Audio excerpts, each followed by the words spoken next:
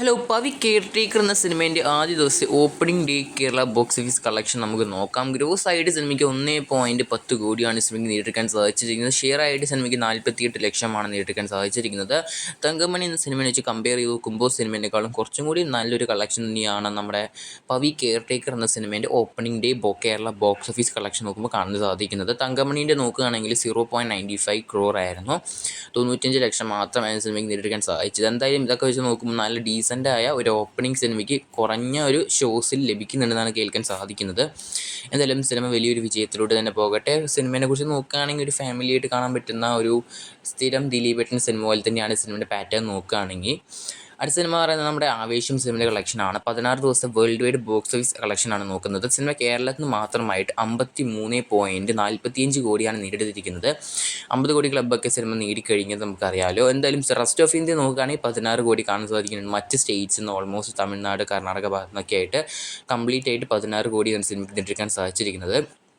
അങ്ങനെ Indian grooves നോക്കുമ്പോൾ 69.45 ലക്ഷം, 70 കോടിയിലോട്ടാണ് cinema പോകുന്നത് ഇന്ത്യയിൽ നിന്ന് മാത്രമായിട്ട്. ഓവർസീസ് നോക്കുകയാണെങ്കിൽ 43.75 കോടിയാണ് സിനിമ നേടിയിരിക്കുന്നത് ഇന്ത്യയുടെ പുറത്തുനിന്ന്. അങ്ങനെ ടോട്ടൽ വേൾഡ് വൈഡ് ഗ്രൂസിങ് കളക്ഷൻ എടുത്ത് നോക്കുകയാണെങ്കിൽ 100 കോടി എടുത്തിരിക്കുകയാണ്. 100 കോടി എന്ന് പറയുമ്പോൾ സിനിമ 113.2 കോടിയുടെ അടുത്താണ് നിൽക്കുന്നത്. മെഗാ ബ്ലോക്ക് ബസ്റ്ററായി മാറുകയാണ് നമ്മുടെ ആവേശം എന്ന സിനിമ. മലയാളി ഫ്രം ഇന്ത്യ എന്ന സിനിമേൻ്റെ റൺ ടൈം കണക്കാക്കപ്പെടുന്നത് 2 മണിക്കൂറും 38 മിനിറ്റ്സുമാണ്. സർട്ടിഫിക്കറ്റ് ആണ് സിനിമയ്ക്ക് സെൻസർ ചെയ്തപ്പോൾ കിട്ടിയിരിക്കുന്നത്. നിവിൻ പോളി ചേട്ടൻ, ഡിജോ ജോസ് ആൻ്റണീൻ്റെ കോംബോ വരുന്ന സിനിമ നമുക്ക് കാത്തിരിക്കാം. ധ്യാൻ ശ്രീനിവാസൻ അതുപോലെ തന്നെ നിവിൻ പോളി ചേട്ടൻ എന്നിവരൊക്കെ സിനിമയിൽ കേന്ദ്ര കഥാപാത്രത്തിൽ സിനിമയിൽ വരുന്നുണ്ട്. സിനിമേൻ്റെ തകർപ്പൻ സോങ്സ് ആണെങ്കിലും അതുപോലെ തന്നെ ടീസർ ആണെങ്കിലും പ്രമോ ടീസർ ആണെങ്കിലും എല്ലാതും അടിപൊളിയായിട്ടാണ് ഫീൽ ചെയ്യുന്നത്. എന്നാൽ നിവിൻ ചേട്ടൻ്റെ ഒരു കംബാക്ക് നല്ലൊരു ബോക്സ് ഓഫീസ് കളക്ഷൻ നേടിയെടുക്കാൻ സാധിക്കുമോ എന്ന് കാത്തിരിക്കുക ചെയ്യാം നമുക്ക് മലയാളി ഫ്രം ഇന്ത്യ എന്ന സിനിമയിൽ.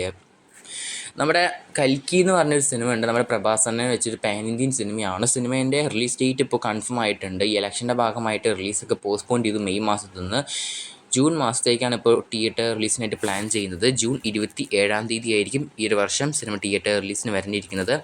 സിനിമ ഒരേ സമയത്ത് മലയാളം ഉൾപ്പെടെ പല ഭാഷകളിലായിട്ടാണ് തിയേറ്റർ റിലീസിന് വരുന്നത്. അത്യാവശ്യം വലിയൊരു ഹ്യൂജ് ബഡ്ജറ്റാണ് ഈ സിനിമയിൽ വരുന്ന പ്രഭാസാണ് ഈ ഒരു സിനിമ. അമിതാഭ് ബച്ചൻ അതുപോലെ തന്നെ ദീപിക പദുക്കോൾ വളരെയധികം ക്യാരക്ടേഴ്സ് ഈ സിനിമയിൽ വരുന്നുണ്ട് കാസ്റ്റായിട്ട്. എന്തായാലും സിനിമയുടെ റിലീസ് കാത്തിരിക്കും ജൂൺ മാസം 27. അടുത്ത അപ്ഡേറ്റ് നമ്മുടെ കുഞ്ചാക്കോ ബോബൻ്റെ പുതിയ സിനിമേൻ്റെയാണ്. കുഞ്ചാക്കോ ബോബൻ കേന്ദ്ര കഥാപാത്രത്തിൽ വരാൻ പോകുന്ന നമ്മുടെ ജിത്തു അഷ്റഫ് സിനിമേൻ്റെ ഷൂട്ട് അല്ലെങ്കിൽ പൂജ ഇപ്പോൾ ആരംഭിച്ചിരിക്കുകയാണ്.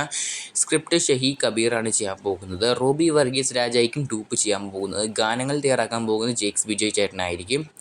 എന്തായാലും ജിത്തു അഷ്റഫിൻ്റെ ഡയറക്ഷനിൽ വരനിരിക്കുന്ന കുഞ്ചാക്കോ ബോബൻ പുതിയ സിനിമേൻ്റെ കൂടുതൽ അപ്ഡേറ്റ്സ് ആയിട്ട് കാത്തിരിക്കും. ഇതുപോലെ സിനിമ അപ്ഡേറ്റ്സിന് ഇപ്പോൾ സബ്സ്ക്രൈബ് ചെയ്യുക സ്റ്റോക്ക് സ്റ്റുഡിയോസ് യൂട്യൂബ് ചാനൽ.